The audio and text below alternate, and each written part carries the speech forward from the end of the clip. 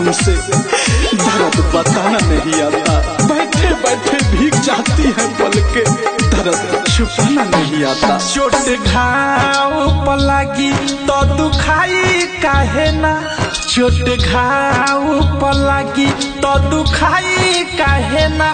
भगवान जी हो जब दिल तू बनवला तो दवाई काहे ना, जब दिल तू बनवला तो दवाई काहे ना।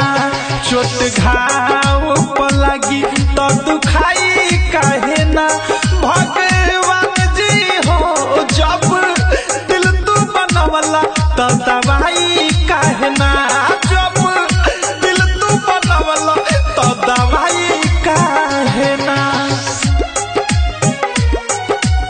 हर तन्हा रात में एक नाम याद आता है, कभी सुबह कभी शाम याद आता है। जब सोचते हैं कर ले दोबारा मोहब्बत, फिर पहली मोहब्बत का अंजाम याद आता है। प्यार में धोखा जदी मिले लगी से, बहाना दवाई दर्द मिटाई लोग कैसे हो। प्यार में धोखा जदी मिले लगी से, बहाना दवाई दर्द मिटाई लोग कैसे। जेकरा खातिर तनी परछाई थाहे ना, जेकरा खातिर तनी परछाई थाहे ना।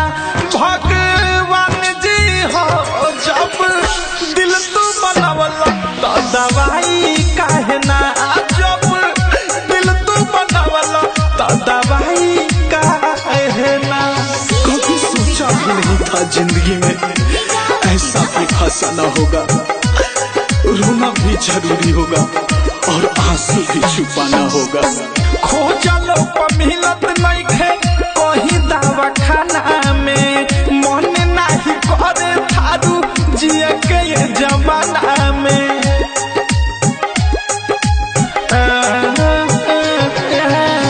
खोजलो पर मिलत नहीं खे कहीं दवा खाना में, मन नहीं करे थारू जिए के ये जमाना में। अवध से अनुराग मिसाइल पछताई काहे ना, अवध से अनुराग मिसाइल पछताई काहे ना। भगवान जी हो जब दिल तू बनवला तो दवाई काहे ना, जब दिल तू बनवला तो दवाई काहे ना। चोट घाव पलागी तो दुखाई काहे ना।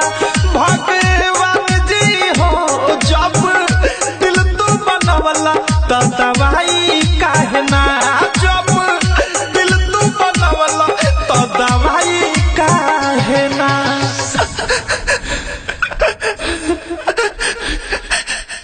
RCM म्यूजिक न्यू ऐप अभी डाउनलोड कीजिए हमारे गूगल प्ले स्टोर से और पाए भोजपुरी लोकगीतों का एक से बढ़कर एक ऑडियो वीडियो सॉन्ग बिल्कुल मुफ्त।